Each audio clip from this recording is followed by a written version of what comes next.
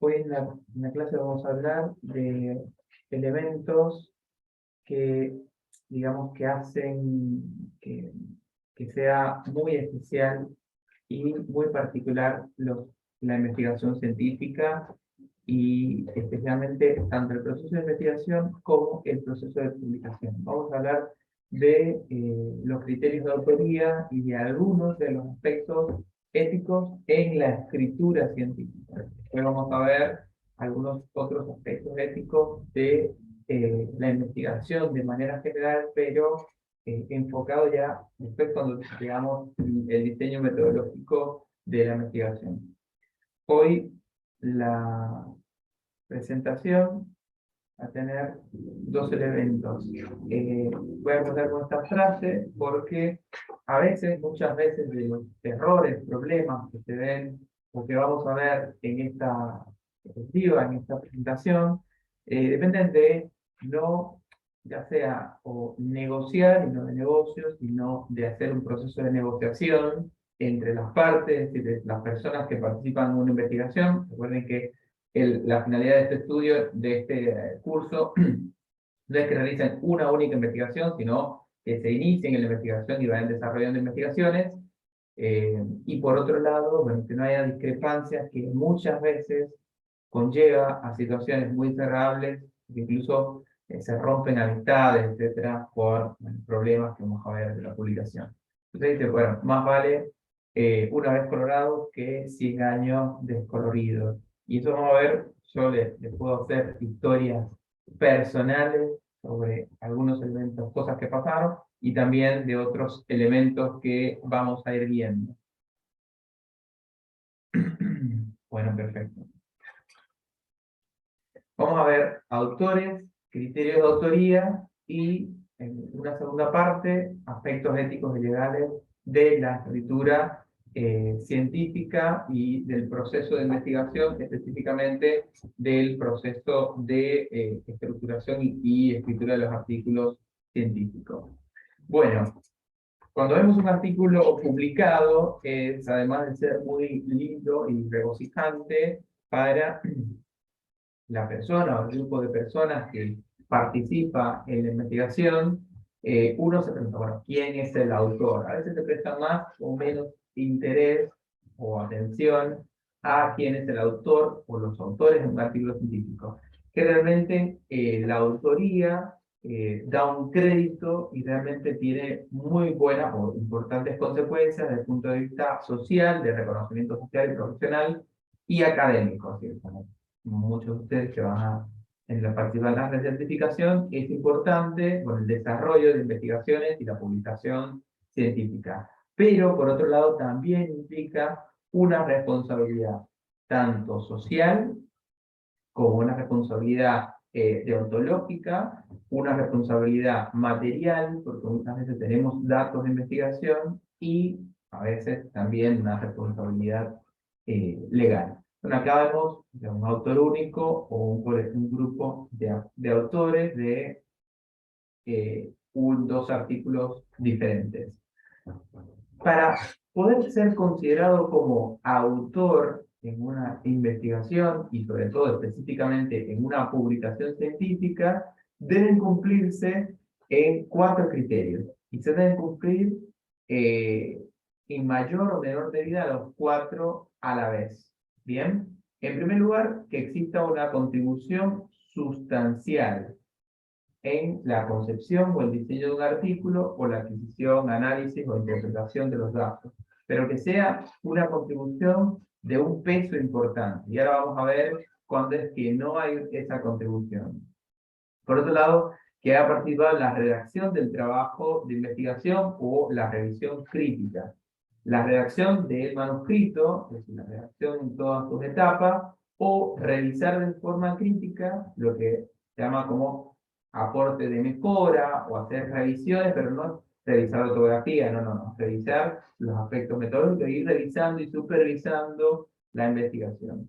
Por otro lado, que haya intervenido en la aprobación de la versión final para que sea publicada, que esté de acuerdo con cómo quedó la versión final del artículo, y por otro lado, bueno, que tenga una capacidad de responder ante cualquier problema que haya desde el punto de vista ético, legal o de falta de integridad de la investigación o del trabajo de investigación de manera general. Todos los autores que están enlistados, como vemos acá, todos estos autores deben cumplir esos 4 elementos, ¿bien? En mayor o menor medida. Tienen que cumplir todos esos. No es uno solo, sino los 4 a la vez. A veces, muchas veces, bueno, cuando hay más de un autor, se pregunta, bueno, ¿cuál es el más importante o qué lugar voy a ocupar? Si es el primero, si es el segundo, si es el último, si es... Y sobre esto ha habido muchas controversias, mucho se ha hablado, hay de hecho una gran sátira, esto es una página que satiriza todo el proceso de investigación científica, que a mí me gusta un montón, y realmente no la sátira de la investigación científica, sino la página, la forma, digamos, tan amena que logra o de explicar, tratar de explicar el duro o el sinuoso trabajo que nos toca a veces a los investigadores. Bueno, de manera general existe cierta acomodamiento de los conceptos de lo que son cada uno de los autores. Si bien hago una salvedad, todos los autores que participan en un artículo tienen responsabilidad. Todos los autores, si cumplen los criterios de autoría, tienen un peso en la investigación. Después veremos una de las formas de separar específicamente los roles según la contribución. Pero bueno, definiendo los roles de los autores según la posición del artículo, excepto los artículos que tienen autoría única, el primer autor es el que se llama autor principal del documento, que es el que se supone que ha tenido la idea, que ha desarrollado, bueno, la concepción inicial y ha buscado el equipo de investigación. Si bien pueda que el último autor sea el jefe o el responsable del grupo de investigación.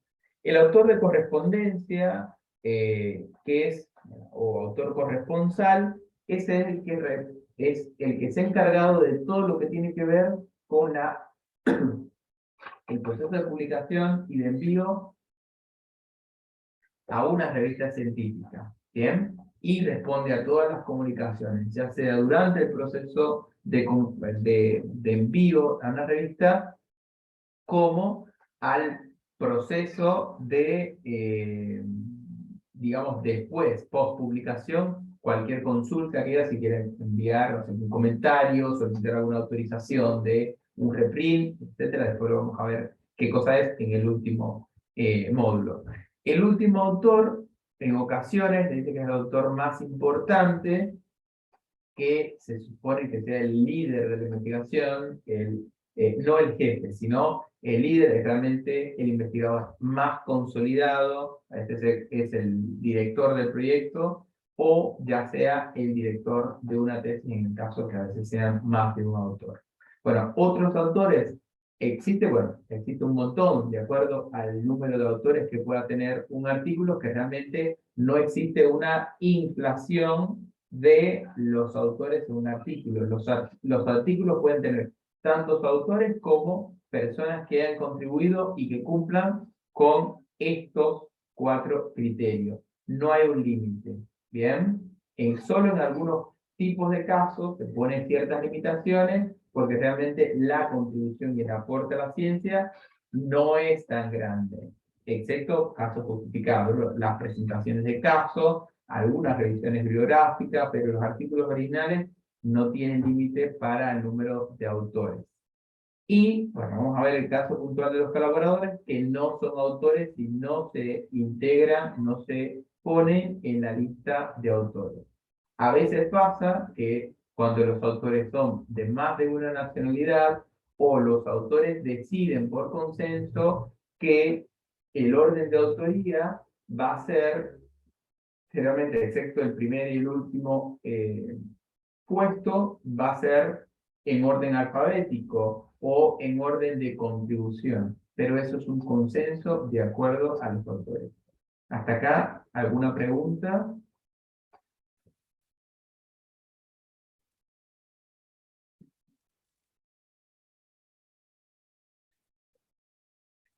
Bueno.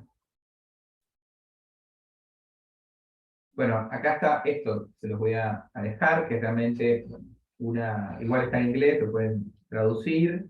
eh, bueno, describe de forma bastante divertida cómo es que se organizan los autores de un artículo científico de un paper determinado, un artículo ya publicado eh, por un grupo de autores. Bueno, también existe mala praxis en la autoría, es decir, la inclusión, ya sea fraudulenta o la omisión de los autores de un artículo científico. ¿Bien? Estos son conflictos que pueden considerarse o pueden desarrollarse y representan generalmente o afectan al número de autores, ya sea por defecto o por exceso. Y puede ser la autoría fantasma, la disputa de autores o la autoría honorífica o inmerecida. Los primeros investigadores que, bueno, no es que realmente que han descubierto que esto existía, porque existía hace un montón de años atrás, sino que consolidaron los estudios, analizaron, bueno, ciertas sistematicidades y lo conceptualizaron de cosas que no existía o no se hablaba de acuerdo a la expansión que había del conocimiento científico después del año 2000. Bueno, primero está, o no es por orden de, digamos, de contribución o de que algo sea más malo que otro, porque todo, digamos, todas estas malas praxis no son aceptables y por eso es que esta clase lo doy acá y no doy al medio del desarrollo de la investigación ni al final, sino al inicio para uno, cuando comienza a dar los primeros pasos de la investigación, tiene que tener una conciencia de que investigar no es un juego, si uno tiene una motivación, investigar es una actividad que tiene un compromiso social importante, y ahora vamos a ver algunos elementos que pueden contribuir de forma negativa a la sociedad, pero también tiene un compromiso desde el punto de vista deontológico y tiene repercusiones. Bueno, una autoría inmerecida es cuando se suele responder a ciertas necesidades de, ya sea jerárquicas, o de reciprocidad, o de imposición de un conjunto de investigadores o de miembros del equipo. Por ejemplo, la inclusión de el jefe, solo por ser el jefe, tiene que estar en todos los artículos, o el jefe de sala, o la jefa X determinado, o cierta persona solo por tener un cargo jerárquico. Por otro lado, puede ser el amigo. El amigo lo incluí para que tenga un artículo más, o para que o al menos viste ya que va a salir el artículo, o la persona que te tiene, no sé, cerca por cualquier razón, o uno quiera, digamos, caerle bien poniéndolo agregándolo como autor en un artículo. Este autor, obviamente, como no aporta nada, no cumple con los criterios de autoría. Muchas veces se hace o se incluye en persona para que esté un artículo por lo que se llama efecto Mateo. El efecto Mateo, que parte de un versículo de la Biblia, yo no soy muy católico, pero realmente en pocas palabras el efecto Mateo es traer a alguien importante o que tenga prestigio, porque así tu artículo ganará prestigio y será más valorado desde el punto de vista académico, y por otro lado tiene más posibilidades de ser publicado. Esto realmente es negativo porque todos los que nos iniciamos en la investigación científica, uno siempre inicia de abajo, y esto no es, investigación no es como la colaboración que existe entre dos youtubers, es un grupo de investigaciones o un grupo de investigación o alguien solo que desarrolla de forma concienzuda un método científico y logra un aporte a la ciencia en mayor o menor medida. Bien. ¿Alguna pregunta hasta acá?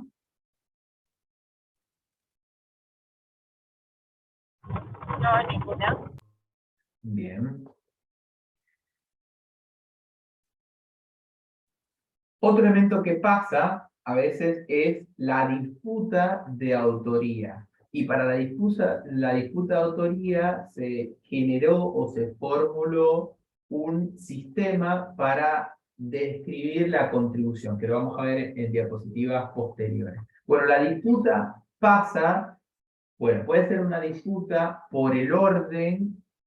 Bien, una disputa por el orden, que realmente, perdón la palabra, es una disputa tonta, porque esto es simplemente un orden. Nadie dice que el primer autor es, porque no existe una conceptualización, existe un consenso hasta cierto punto de vista, pero si bien yo siempre digo, si yo participé y aporté en el artículo, a no ser que haya contribuido y quiera, de hecho, es que a veces ni por haber contribuido estar en el artículo desde el primer hasta el último autor, todos realmente tienen la misma posibilidad y tienen, digamos, la misma aporte o lo que pueden. Al final, el artículo está publicado y va a quedar en el currículum de todas las personas. Incluso va a aportar la introducción, y digo, es indiferente. Quizás uno lo tiene como tema superado cuando ve la investigación como una finalidad y no como un fin, sino no atesorar algo. Bueno, pero a veces pasa. Y a veces pasa que hay disputas de autoría porque no hay una inclusión de un conjunto de autores o se incluyen personas que son de forma inmerecida. Eso genera también disputas. Acá tenemos, o van a tener este enlace que profundiza un poco más, tampoco quise hacer mucho hincapié en esto de la disputa de autoría porque pueden ustedes profundizar si les interesa. Otro elemento importante es, y no menor, es la autoría fantasma. Y sobre esto les voy a hacer una historia, ¿bien? La autoría fantasma es cuando se niega o no aparece o no se incluyen a autores que sí contribuyeron y que realmente sí cumplen con de forma sustancial una investigación, sí cumplen con los 4 criterios de autoría. Hay que separar 2 elementos. La autoría fantasma de la contratación de alguien para que escriba una parte o para que busque o colabore en el procesamiento estadístico. A veces un escritor, a veces se buscan ciertos escritores fantasmas. ¿Qué significa? Son personas que le dan las investigaciones ya analizadas, conceptualizadas, y solo se dedican a estructurar o escribir ciertos elementos o partes o integrarlo desde que tenga un orden lógico. Muchas veces pasa que se busca esto porque realmente son personas que son angloparlantes y directamente se busca escribir directamente en inglés porque a veces los autores no tienen, es mejor escribir directamente en inglés y no traducirlo o un conjunto de elementos.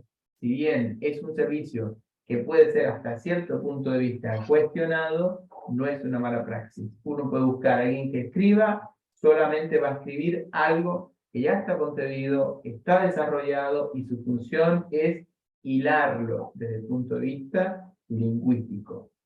Bien, la autoría fantasma es cuando saca al autor. Bien, yo le voy a hacer sobre eso una breve historia personal. Esta revista Ciencias Médicas de Pinar del Río, cuando yo era estudiante de sexto año de medicina, en Cuba había una gran disputa, que después, bueno, realmente desde quinto se envió esta publicación, había una gran disputa porque los estudiantes, ¿sí? Los estudiantes de medicina o los estudiantes de cualquier área del conocimiento no podían publicar en revistas cubanas, y no tenían que publicar en revistas extranjeras. La mayoría de las revistas después desarrolló la investigación, esto dio pie a desarrollar la investigación y demostrar que sí habían estudiantes que publicaban. Bueno, ¿qué pasó al inicio? Pasaba que había enviado un artículo a esta revista, bueno, aprobaron todo el proceso de revisión por pares. Como pueden ver, acá yo lo había enviado, y después en la inclusión final de los autores solo aparecía la profesora que nos había tutoriado el trabajo, y a nosotros nos habían puesto acá, en los agradecimientos. Eso generó realmente una gran disputa, no con la profesora, porque realmente ella le daba una vergüenza terrible, es decir, que no quería estar, quería que sacaran el artículo, la editorial dijo que no, que iba a ser así, y los estudiantes no van como autores. Entonces, pasó eso, y nosotros no pudimos hacer nada. Es uno de los artículos que ya lo usamos de ejemplo, pero bueno, para que vean que las cosas, pasa de un lado, puede pasar de un lado de la revista, es decir, que no se incluya porque la revista tiene cierta autonomía y decida no incluir el autor determinado por cualquier razón. Realmente es una cuestión discriminatoria. Y por otro lado es el lado de los autores. Es decir, como esta frase, bueno, fue bonito mientras me lo creí. Es decir, a alguien que lo ponen a trabajar en un artículo o contribuye sustancialmente y después no se ve en la lista de los autores cuando el artículo esté publicado en una revista científica. Ojo, eso es una violación y puede llevar incluso a una retractación de los artículos. Es un proceso que, si bien es un poco engorroso, siempre o se debería realizar, o a veces lo que se hace es una inclusión forzada mediada por una disputa. ¿Bien? ¿Hasta acá alguna pregunta? ¿Algo que quieran comentarme, preguntarme, consultarme?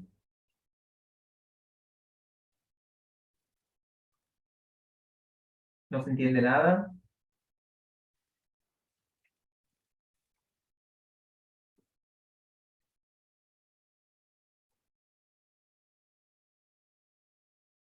Bueno, a ver.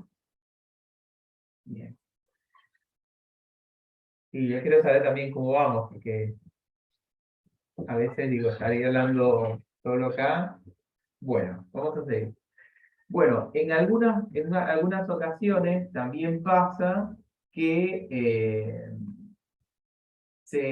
bueno, hay fraude desde el punto de vista académico y se puede, lo que se llama compra de autoría. ¿Bien? Entonces, acá poner uno de los ejemplos es que Thomson Reuters, una de las bases de datos más importantes que tiene Web of Science, es decir, la web de la ciencia, detectó que existía en Rusia, y también existe en un montón de lugares, por correo electrónico, en las redes sociales. Ahora vamos a ver unos ejemplos, que en Rusia había una página dedicada a que uno podía comprar la inclusión en los artículos científicos. Es decir, el fraude desde el punto de vista de la inclusión de autores para la publicación de revistas indexadas. Pasa que en algunos países, por eso es que, por ejemplo, en China pagaban por artículos publicados, y después de 2018 se decidió no pagar más artículos, los investigadores, porque eso generaba un deseo voraz de publicar o publicar en revistas científicas indexadas, y realmente era a veces, muchas veces, una competencia se compraba la inclusión porque realmente la redituación económica que iban a tener después los autores le daba un margen de rentabilidad. Pero eso realmente no busca aportar la ciencia, sino lo que busca es que la ciencia sea un negocio, y no es el sentido. Yo les voy a poner un ejemplo. Esto es de este año. Yo estoy en varios sitios que son sitios de comunicación científica. Yo también soy editor y hacemos un poco de divulgación de nuestra revista. Y bueno, también estamos en un grupo que comparten información. Y a veces vienen este tipo de publicaciones. Este más reciente, estos son dos que busqué al azar en dos grupos para que vieran. Es decir, esto es un llamado de coautoría. Dice, disponible cada una de las posiciones. Primer autor, $850. Segundo autor, $800. Y cuarto autor, que debe ser el último, $700. Por supuesto, falta uno que es este autor o el mediador. Bien, entonces acá ponen el tema, que es una revista, le ponen el factor de impacto, que lo veremos, y bueno, esto Q1, que debe ser el primer cuartil de Scopus. Acá otro, mira, acá como una llamada de atención, disponibles las posiciones de autores 2, 3, 4 y 5. Y bueno, que se contacten con este número y ahí, bueno, realmente acá nos dicen los precios.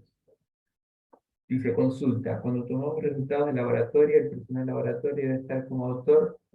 No, ahora lo veremos, lo vamos a ver en los agradecimientos. Ahora lo vamos a ver en los agradecimientos. Ahora vamos a ver ese caso específico, Lucía. Bueno, ahí está en esta diapositiva que vamos a esclarecer. Es decir, todas las personas que contribuyeron en el trabajo, pero que no cumplen con los criterios de autoría, solamente, es decir, si su contribución es desde el punto de vista de proporcionar una ayuda técnica, o ayudar en la redacción, o ser el director de algo, o colaborar con facilitar datos para una investigación específicamente, debería ser reconocida en la sección de agradecimientos. Bien, acá dice, bueno, los grupos de personas que contribuyeron materialmente en el manuscrito, pero sus contribuciones no justifican, es decir, no se cumplen con esos 4 criterios de autoría, deben participar o declararse, bueno, como investigadores o investigadores participantes, o bueno, proporcionar una asesoría, revisaron críticamente, participaron o facilitaron los datos, bien, etc. Hay que ver, en algunos casos, la inclusión o si la investigación es desde el punto de vista primario o la fuente, realmente el origen de la investigación parte desde el laboratorio, debería haber alguien en el laboratorio realmente que contribuya, y no solamente con los datos, sino que aporte a la investigación. Si aporta con los 4 criterios de autoría, ya puede ser. A ver, dice yo como EXI y redacto las estadísticas, los protocolos, pero lo autoriza el comité. ¿Quién es el autor? Bueno, a ver, si vos proporcionas los datos porque es tu accionar primario, a vos tienen que llamarte, obviamente, para aportar. Porque no es solamente pensar que como ESI, no solamente estás haciendo un relevamiento de datos, sino que estás aplicando una metodología para obtener esos datos.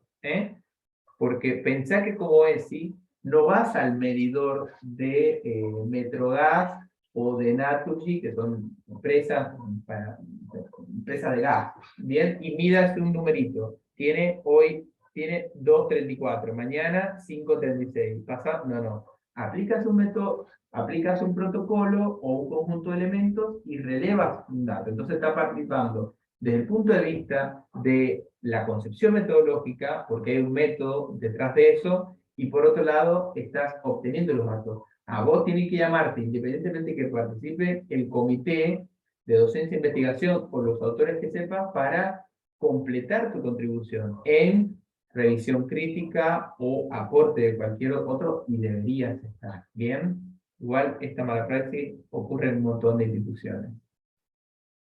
Nosotros ponemos la fuente en los gráficos. También puede pasar, ¿bien? Pero igual se debe aclarar, puede aclararse en los agradecimientos y está bien. Acá alguna pregunta, ¿por qué es importante? Yo, antes de empezar cualquier elemento de escritura, siempre doy este tema, porque es un escollo, a veces genera hasta miedo el hecho de generar publicaciones científicas por esto, ¿no? Porque si no pongo el jefe o la jefa, entonces no puedo estar. Porque entonces, si publico algo y no lo autorizan, y hay repercusiones, o si no incluyo a todo el laboratorio, o si no incluyo a todas las personas, después se enojan conmigo. No, hay que ver, existe el criterio de autoría. ¿Vos querés estar? Bueno, también tienes que contribuir en esto y esto y esto. Si no, basen los agradecimientos. Por eso es importante que hay que declarar. Esta es tu contribución. ¿Querés estar en el artículo? Tenés que participar, digamos, de forma con todos estos, si no, no estás. ¿Está bien? Porque después es nuestro prestigio profesional. ¿Preguntas hasta acá? ¿Alguien que se anime?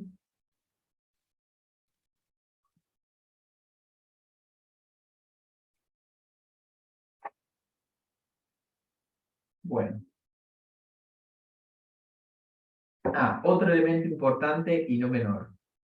Si el doctor no contribuye en el artículo o en la investigación de forma sustancial, no es autor. Ya le puse ahí muy bonito, adiós y gracias. ¿Está bien? Termina, ya eso es para las tesis de grado, de especialista, de maestría, de doctorado, trabajos finales, o yo como asesor o como tutor de todos los que vamos, o todos los artículos que quieran. No, no. Yo no soy autor. Yo le estoy guiando para que la investigación tenga mayor calidad. Y así pasa con todas las personas que tengan un nivel de asesoramiento. Si no hay una contribución, la asesoría no es criterio de autoría. ¿Está bien? Y es importante y no menor. Hay personas que piensan, no, porque dan una idea o aportan algo, ya tienen que estar. Y si no, se enojan. Y no es así. ¿Está bien? Bueno, para solucionar esto y realmente tiene un aporte mucho mayor, se creó en 2017 la taxonomía de función o de las funciones de colaborador. Sí, obviamente el asesor puede cobrar porque está por su tiempo, él está realizando aportes, él puede cobrar porque realmente su tiempo y su experiencia obviamente valen, pero lo que si no hace una o no tiene una contribución en, digamos, en el artículo, no puede estar incluido como autor. ¿Está bien? Si uno lo ve como un servicio de valor agregado, puede cobrar por su tiempo y su experiencia. Y está perfecto. ¿Está bien? Puede hacerlo gratis, puede hacerlo por, digamos, por una evaluación o por cualquier tipo de intercambio. Pero hay una tabla, no sé qué me dice que hay una tabla, no entiendo. A ver, espera acá. Primero quiero entender lo que me dice Alejandro Díaz. Hay una tabla, no entiendo qué significa, en dónde basarse. ¿Para qué? ¿Para cobrar o para qué? No entiendo.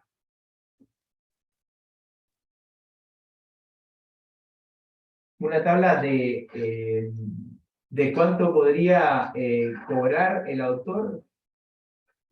Alejandra, ¿podrías abrir dice que sí. No, no, no hay una tabla, no, eso no, no hay una tabla de cuánto tiene que pagar alguien por hacer una tutoría de algo. Eso es como, eso creo que es oferta-demanda, algo así, es como decir, bueno, ¿cuánto cuesta, no sé, hacerse un corte de cabello? Depende de la persona que te vaya a cortar, del lugar, de un montón de cosas, de las herramientas que tenga, ¿bien? Así mismo es la tutoría.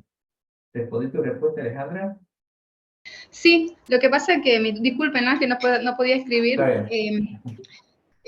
La duda es porque, por ejemplo, los trabajos de investigación de la facultad para recibirse de licenciado, por ejemplo, o después tesis de magíster o de otras categorías, porque todo tiene que ver la complejidad del trabajo, ¿verdad? Y entonces esa era mi duda.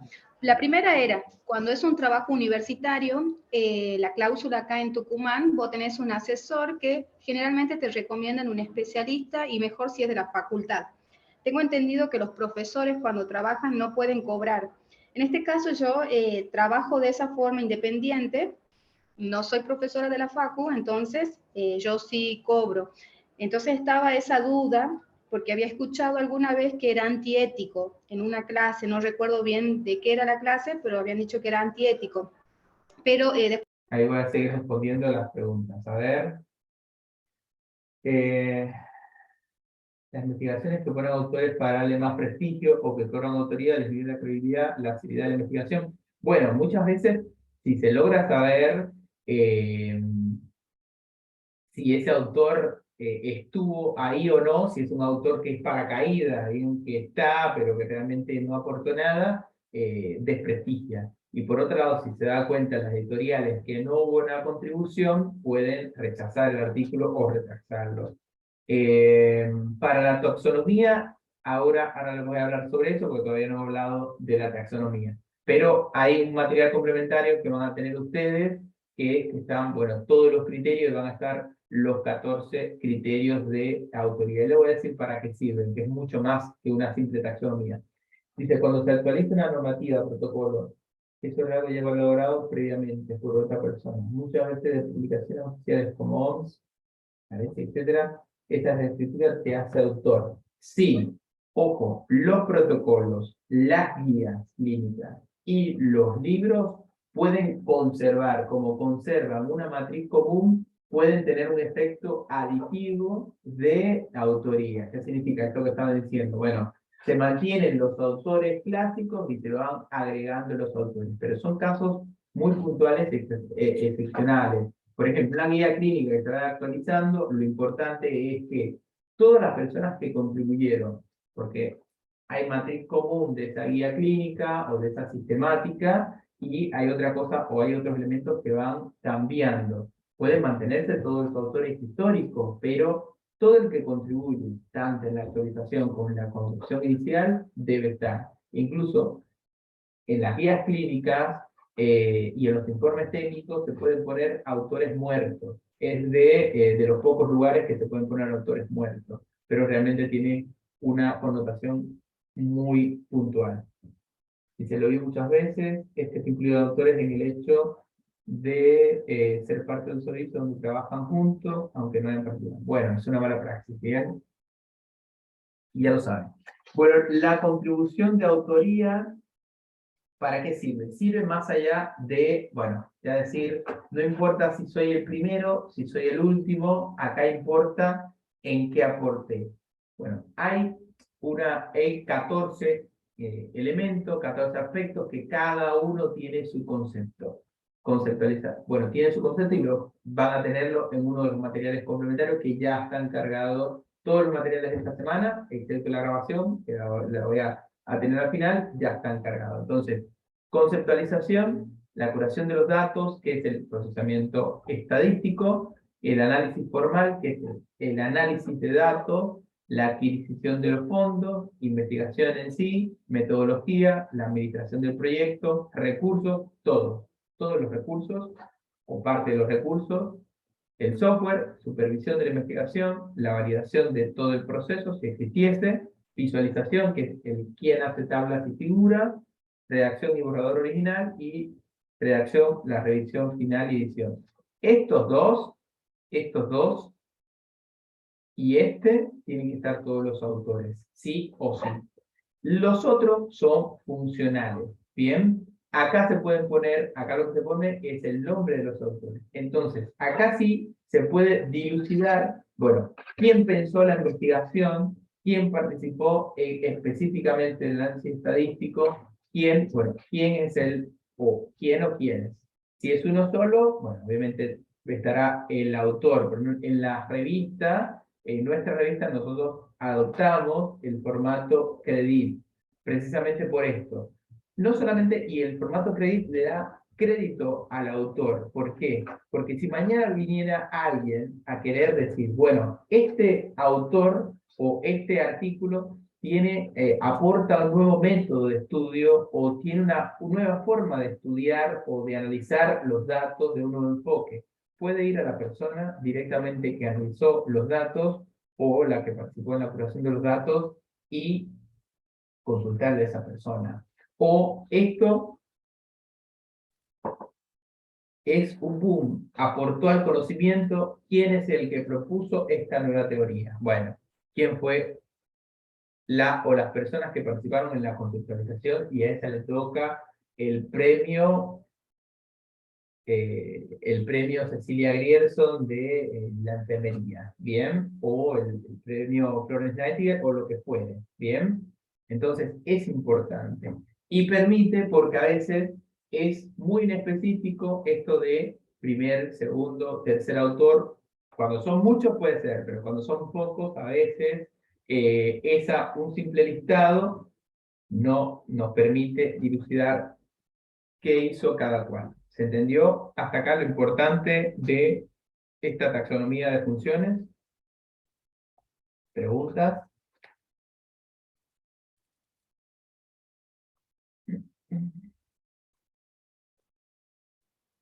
Bueno. Entonces, después de toda esta charla de cosas negativas, que vamos a seguir hablando de cosas negativas igual, bueno, ¿qué se debe esperar de un académico o de un investigador? Bueno, primero, que contribuya la investigación científica a su reputación. Por otro lado, que se logre visibilizar desde el punto de vista de la comunidad profesional. Eso es muy importante, la investigación nos visibiliza y nos visibiliza no solamente en el contexto local, sino nacional, internacional, y realmente las personas, los profesionales que investigan, son llamados, son consultados y tienen otra visión. Un segundito. Bien. También de incrementar la historia de la investigación, bueno, el centro y el reconocimiento por la calidad del trabajo. Y por último, bueno, la revisión por pares, de someter su investigación a que sea revisada y cuestionada incluso por otros investigadores.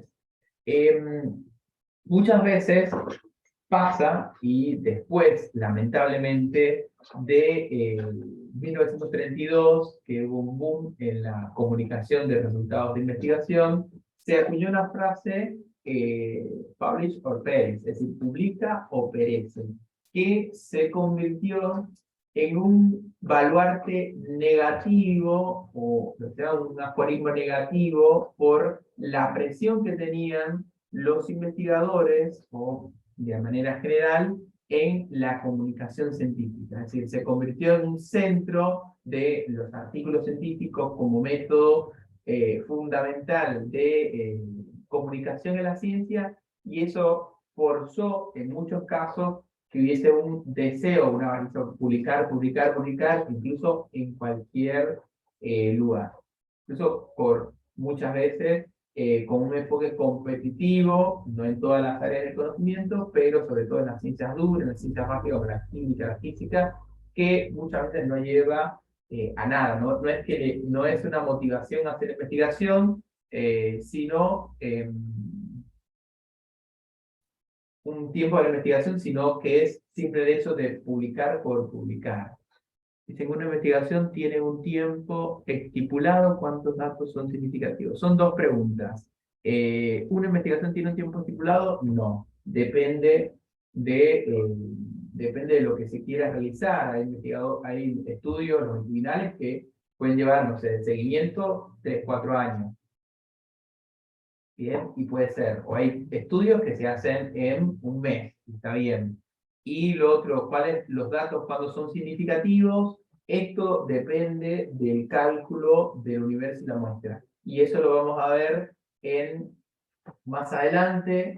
Vamos a tener un módulo específico de diseño metodológico, ¿está bien? Y vamos a ver todos los elementos que es cómo es el tamaño muestral, cómo se calcula, cuáles son los métodos, todos esos elementos. No es que no quiera responder, pero depende de las variables y depende de lo que nosotros querramos, persigamos y de cómo vamos a generalizar los resultados. ¿Está bien? Bien.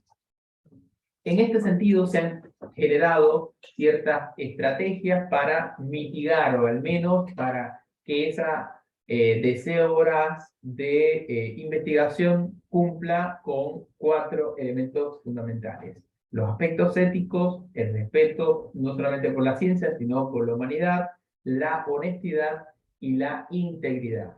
Para eso ha surgido o surge este comité internacional que se llama COPE, es decir, Comité para Ética en la Publicación Científica, que van a tener el enlace, si bien está en inglés, lo pueden traducir, que emite un conjunto de elementos para aspectos éticos, no solamente de la investigación, sino de los procesos editoriales, en la comunicación científica, en la publicación científica, para los autores, para la colaboración, aspectos éticos para la colaboración entre los países y entre las instituciones, porque a veces pasa que colaboran países desarrollados con países del tercer mundo y a veces no hay una inclusión o a veces se busca un investigador de países en vías de desarrollo, otra colaboración en un país más desarrollado para obtener recursos y el mérito se le lleva los de los países con más desarrollo. Eso pasa y mucho.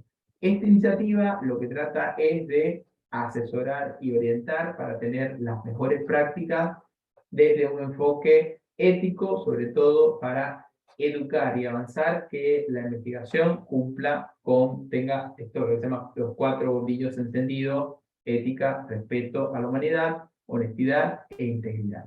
Cuando eso se va rompiendo o se desgasta, pasan muchas cosas.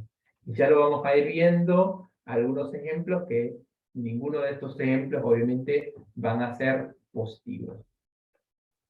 Bueno, un estudio que incluyó muchos otros estudios demostró que más del 60% de experimentos o de los resultados científicos de investigaciones que se seleccionaron al azar no eran replicables, no eran reproducibles, que son las bases del método científico.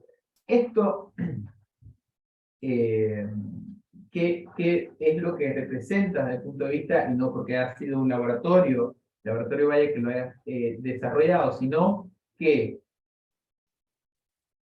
desde el punto de vista científico y desde el punto de vista metodológico, si una investigación no logra ser reproducida en su totalidad o parcial o totalmente, realmente no tiene valor. Esto, ¿qué es lo que se puede asumir? Que hay una pérdida de la integridad, ya sea por la integridad de los resultados, de los datos, o que las conclusiones sean exagerados, que no estén bien sustentadas. Si una investigación da resultados negativos, hay que publicarla con resultados negativos. Y está también bien. Yo he tenido maestrando, y lo pongo como un ejemplo personal, ahora vamos a ver otro ejemplo, que, por ejemplo, hemos buscado asociación entre dos factores o dos variables determinados y ninguna de las asociaciones da estadísticamente significativo. Y realmente hemos sustentado tesis de maestría, y pongo tesis de maestría por poner un ejemplo, donde ninguno de los factores tuvo asociación, tuvo relación, y realmente eso se justifica, se sustenta y está bien, porque en este contexto, esta es la realidad que hubo, no hay una asociación, aunque empíricamente pueda aparecer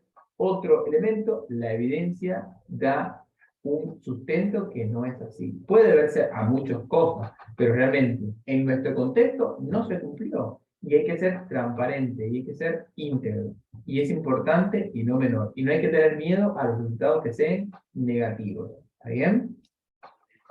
Bueno, hay un conjunto de prácticas fraudulentas, y yo les ponía este ejemplo de un dibujito haciendo una pinturita, es decir, para que viera, bueno, que este color rojo era un poquito más grande, es lo que se asume con esta pintura.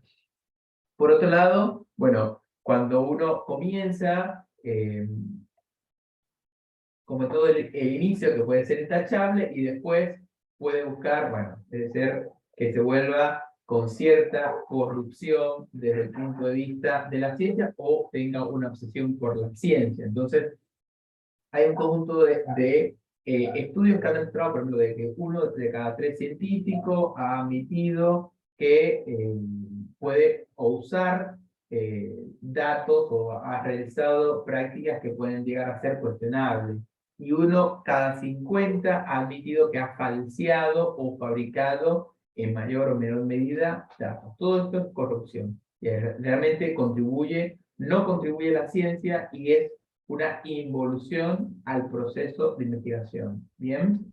Entonces, algunas de estas prácticas fraudulentas, que una las vamos a ver hoy en la clase y otras las vamos a ver en la medida que avanza, digamos que avanza la cruzada, vamos a ir viendo cómo mitigarlas, cómo limitarlas y cómo combatirlas. Es importante y no menor. Primero, plagio de texto y autoplagio.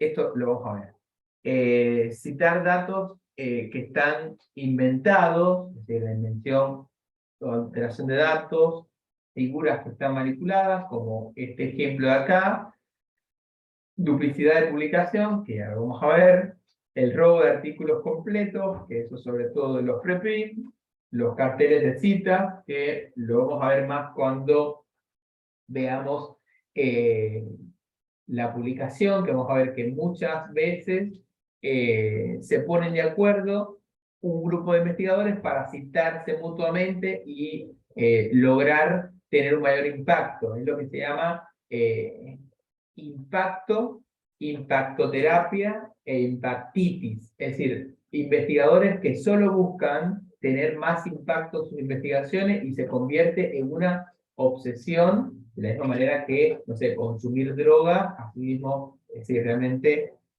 hay un artículo que después te lo voy a compartir cuando llegue el momento, que se llama Impacto, Impactitis, Impactopatía, impactoterapia. ¿Bien? Y hay un conjunto de elementos de cosas que no se deben hacer.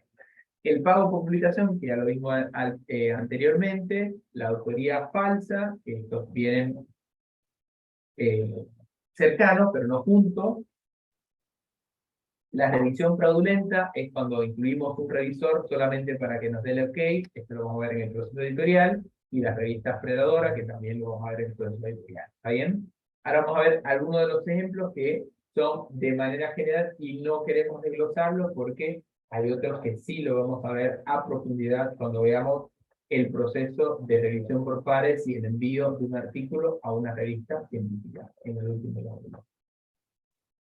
Bueno, la falsificación de los datos es cuando se manipulan los datos de investigación para dar una impresión falsa, exagerada o lograr un mayor sustento. Esto incluye desde manipulación de las imágenes, eliminación de los valores o valores que son bajos o negativos, o no sé, eliminamos un conjunto de estos para o los valores atípicos o los que no me convengan, o ya sea, no sé, duplicar, triplicar la muestra para tener una muestra más grande y tener una muestra que realmente pueda darme una significación desde el punto de vista estadística o omitir algunos resultados que pueden ser, no sé, tendenciosos o que no son simplemente convenientes para la investigación, porque a lo mejor son resultados negativos o resultados que no establecieron una asociación o algo que yo no puedo después justificar o sustentar. ¿Bien? Entonces, esta fabricación de datos es negativa, ¿por qué? Porque realmente es una ciencia espuria. Piensen que, supongamos que están haciendo una investigación, que están demostrando la efectividad de dos métodos. Si usted falsea los datos por cualquier razón, y usted está demostrando, y usted publica, no sé, en el contexto argentino, el método A es mucho más efectivo que el método B. Y después, esta investigación sea usada para la toma de decisiones no sé, en una provincia determinada que no puede desarrollar su propia investigación y compran recursos sobre el método más efectivo y en la práctica después no es útil. Tiene un impacto negativo. O que demuestra o demostrar que la superioridad de un tratamiento sobre el otro y después un conjunto sea de profesionales puede usar esta estrategia de intervención y realmente no sea efectivo. Estamos contribuyendo de forma negativa y la ciencia no avanza de esa forma. Uno de los ejemplos más conocidos es el decano de la Facultad de Psicología de la Universidad de Tilburg en Países Bajos, que confesó que había falseado un número incalculable de datos para muchos artículos científicos. Una persona de mucho prestigio, realmente, que fue un escándalo para la ciencia, un escándalo para la universidad, realmente después también tuvo repercusiones legales, bueno, un montón, y fue incluso llevado a juicio, etcétera. Pero esto no pasa desapercibido, no piensen a veces, no, duplicamos la muestra o eliminamos estos valores que son atípicos. No, las datos como están, de forma íntegra. ¿Hasta aquí alguna pregunta?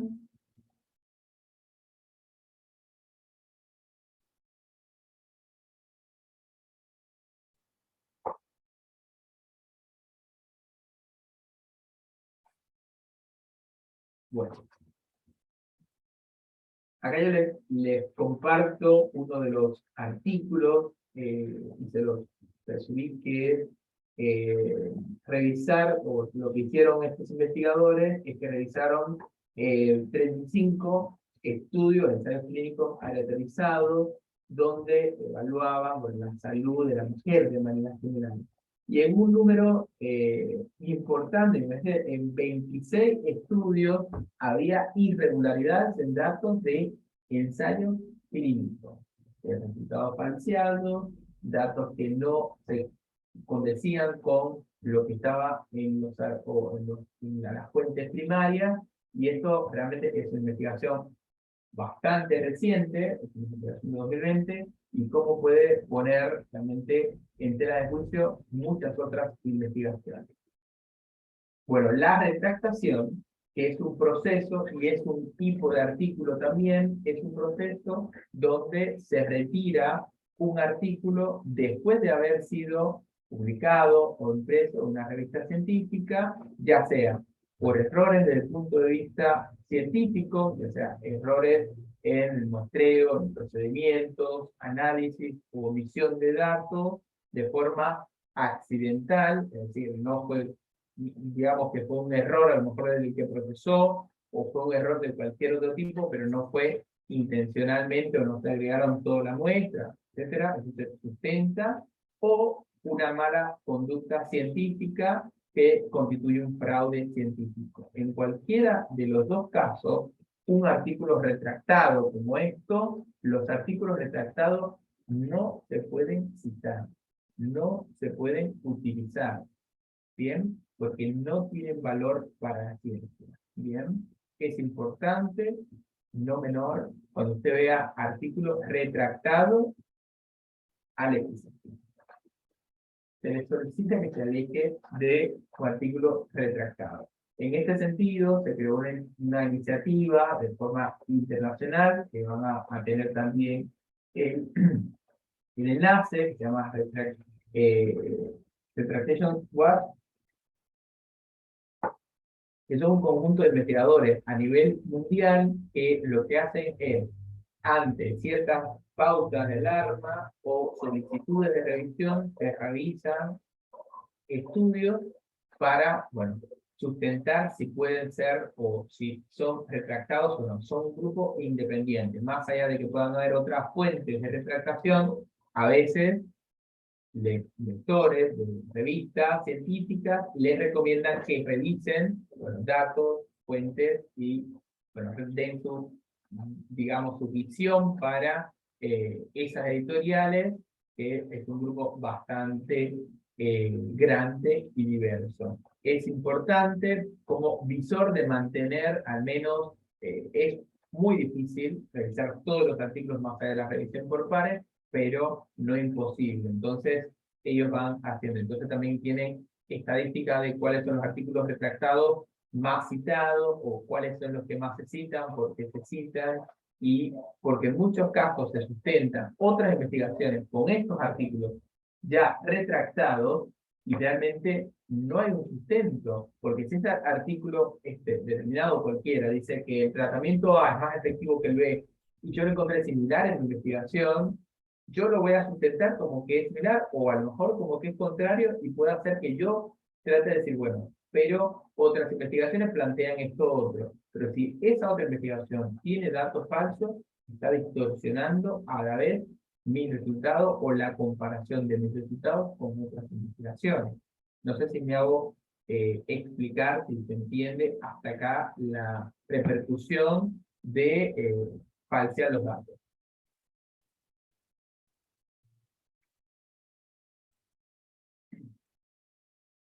Sí, sí se entiende. ¿Todo bien? Bueno. Bueno, esta es otra de las noticias que en 2020, bueno, una de las editoriales más grandes también, Springer Nature, retractó más de 40 artículos científicos, muchas veces, bueno, por asociaciones ilícitas, o la revisión por pares, plagio, duplicación, el robo de artículos, bueno, cuestiones que tienen que ver con autoría, y siempre las editoriales están tratando de auditar todos los procesos para evitar este tipo de mala praxis o conducta en la publicación científica. Bueno, muchas veces las revistas nos solicitan que seamos transparentes y se publiquen también o se depositen los datos en una base de datos que sea pública, para que nosotros o después los investigadores puedan contrastar y puedan saber, bueno, si realmente si los datos son reproducibles. Esto es lo que se llama método PER o datos verificables, es decir, que se pueda buscar, que se pueda acceder, que se pueda buscar, que sea accesible, haya interoperabilidad, es decir, con navegadores, y que puede ser reutilizado por otros investigadores. En este caso, es uno de los principios básicos, porque siempre digo, la ciencia es compartir. Hay que compartir y hay que ser transparente con la investigación. Uno no puede tener miedo a hacer ciencia. Al que no le gusta hacer ciencia, no lo haga, pero no lo puede hacer con miedo. No miedo al jefe, miedo al comité, no. De publicar los resultados. Pautas éticas, yendo de forma íntegra, lo más íntegro posible. Otro elemento que escaño, que es negativo, lo vamos a ir viendo cómo lo podemos mitigar, cómo lo podemos limitar, es el plagio. Bien, plagio, según la Real Academia Española, es copiar obras ajenas, bien, dándole crédito como propia. Muchas veces puede ocurrir cosas tan blancas como adjudicarse frases para enamorar a alguien o para caerle bien a alguien, pero otras veces pueden ir desde canciones que se remasterizan o obras, ya sea literarias, etcétera, que también contribuyen de forma negativa y pueden llevar a disputas desde lo legal, un montón de elementos más. Bueno, plagiar significa, bueno, hacer pasar ideas o palabras o frases como propias. Usar digamos que la producción de otro sin dar crédito, es decir, sin citar. En este caso es importante. Nosotros vamos a tener para la próxima clase un taller que vamos a ver todo lo que tiene que ver con la búsqueda de información y con el uso de los gestores bibliográficos. Por eso les estoy anunciando, ahora vamos a ver al final de la clase cómo vamos a hacer para la próxima clase, que va a ser un taller, donde deberían estar en mayor o menor medida con computadora en mano. Bien.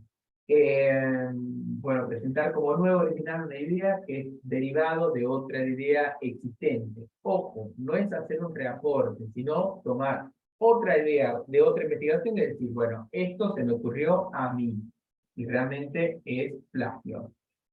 Perfecto. Bueno, existen varios tipos de plagio, y eso lo vamos a ir viendo, y sobre todo viendo cómo lo podemos mitigar. En primer lugar está el autoplagio. ¿Bien? ¿Qué significa autoplagio? Que tengamos un artículo o una investigación, ya sea publicado, original, y le cambiemos el título y el resumen y lo vamos a publicar en otra revista. ¿Bien? Eso es autoplagio. Después existe una parte importante que se llama salami, que es que se toman partes de investigaciones, de otras investigaciones propias, y se publican como una investigación nueva. Eso pasa cuando a veces tenemos una investigación. Falsa autoría cuando publicamos un texto que no hicimos. Bueno, el copiar y pegar está mal. Ahora lo vamos a ver después en próximas clases, cuando escribimos tanto la introducción como la discusión de los resultados, que no se puede copiar y pegar. Y hay alternativas. Nadie me puede decir, bueno, en esta clase voy a dar algunas alternativas, después lo vamos a ver en profundidad.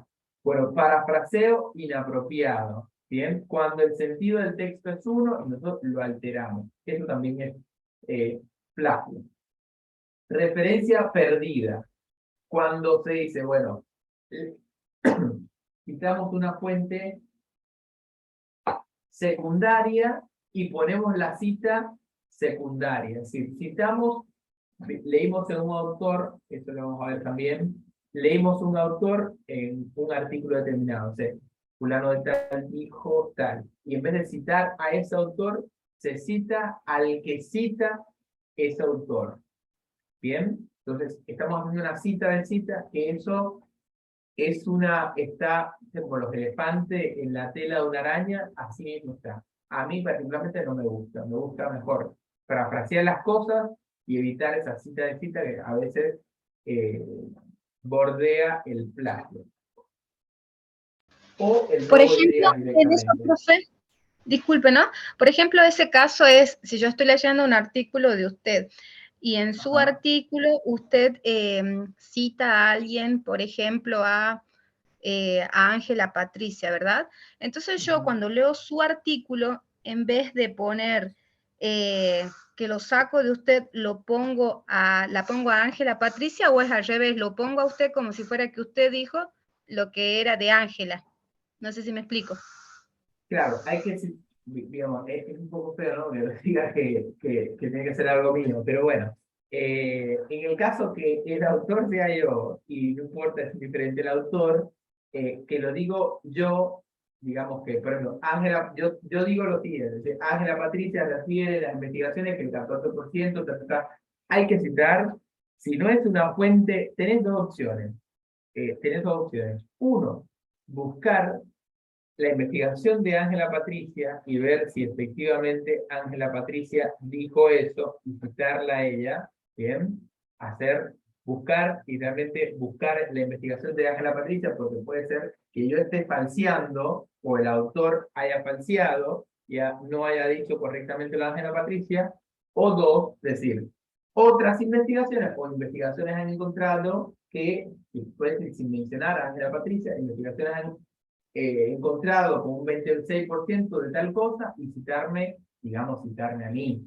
¿Está bien? Lo que pasa es que uno, si va a citar la fuente esa, la que se concibe como original, hay que buscarla y hay que corroborar, porque muchas veces lo que ha pasado es que esa referencia es falsa, no es una referencia real, es una referencia espuria. Y te lo digo, yo soy editor jefe y muchas veces vamos a una fuente que se considera como primaria de un concepto y nos encontramos que hay artículos que repiten y repiten un patrón de miles de conceptos que son hasta comunes para nosotros. Entonces, ¿quién lo hizo? ¿Dónde está? ¿Quién lo dijo? ¿En qué libro está entonces? Bien, ahí alguien levantó la mano, puede hablar. Hola, buenas noches. Mi consulta Sí. es, ¿cuál sería pienso, la diferencia entre plagio y emular? No sé qué cosa es emular. ¿No es copiar, tomar una investigación? Es que no sé qué cosa es desde el punto de vista conceptual emular. ¿Se refiere emular? Claro, A ver, siempre se aprende algo nuevo, ¿eh? Vamos acá. quizás yo lo estoy Emular. diciendo mal, Emular plagio. Espera. Un segundito. quizás lo estoy pronunciando mal, no, No, no. Ya. Por emular se entiende también el acto de imitar. Pero esto no era. No. Se entiende también el acto de imitar. Pero no entiendo desde el punto de vista científico cómo es imitar. No, a ver, le digo, con total honestidad, para la próxima clase, todo, dice que todo buen profesor, le dice, para la próxima clase me voy a preparar y voy a investigar para decirte cuál es la diferencia entre emular y plagiar, ¿bien? Yo lo que tengo acá es algunos tipos de plagio en dos diapositivas. No sé si esto va a ver, asociar algunas estas técnicas de detección de plagio, pero emular no lo conozco como concepto. No, no estoy desacreditando el concepto, sino que es algo que yo no lo, digamos que no lo conozco. Si se refiere a imitar un texto, porque parafrasear es parafrasear, ya lo vamos a ver cómo se hace, hay una técnica, yo subí un material que es para que vean cómo se puede parafrasear y evitar, sobre todo, el copiar y pegar. Pero no sé lo que es emular. Si no estoy sincero, cuando no sé algo, no lo puedo, no le puedo decir otra cosa. ¿Está bien? Sí, sí, sí, entiendo. Sí, lo que pasa es que muchas veces escuché, por ejemplo, a mencionar que no vamos a plagiar, vamos a emular. Entonces digo, quería entender la diferencia Bueno, a entre lo los... mejor, claro, a lo mejor lo que se refiere con emular, digamos, de simular, es hacer lo que se llama parafraseo, que es realmente una actividad de tratar de digerir, procesar y crear algo que es relativamente nuevo, ¿está bien? Y no copiar y pegar. Eso, si se refiere a eso, es parafrasear. ¿Cómo se diferencian las citas de investigaciones y Bien, el muchas gracias. plagio que se está refiriendo? No, cuando se cita, se da crédito, pero hay que parafrasear. Es decir, hay un proceso que cuando uno lee un texto, un párrafo, cuando uno lee un párrafo, un texto, y uno lo quiere tomar, uno tiene que hacer eh, parafraseo de ese texto, ¿está bien? Y tiene que poner la cita correspondiente. Siempre hay que citar de dónde se sacó. ¿Está bien? Es importante. Lo que pasa es que no se puede tomar, copiar y pegar, y después, aunque esté citado, que sea copiado y pegado, es plagio. ¿Bien? Es importante y no menor. Bueno, hay diferentes tipos de plagio. Bueno, robo de identidad, reciclaje de idea, cita fantasma o mosaico. Es decir, el robo de idea es cuando directamente un texto o un documento le quitamos el nombre al autor y lo ponemos como propio. Bien, el reciclaje de ideas es tomar una idea y hacerla pasar como nueva poniéndole algunos maquillajes. La cita fantasma es que se ponen, tenemos un texto que lo pusimos, lo tomamos de un documento y porque el documento es de 2006 y tenemos que tener un mayor grado de autorización, buscamos un documento similar de años posteriores o más cercanos a nuestra fecha y lo ponemos como que es un otro documento que es más nuevo. Realmente estamos poniendo una cita, queda una cita fantasma y le agregamos otra cita. El mosaico, que es generar un documento a partir de otro, pero esto que es técnica de copiar y pegar o copia y pega.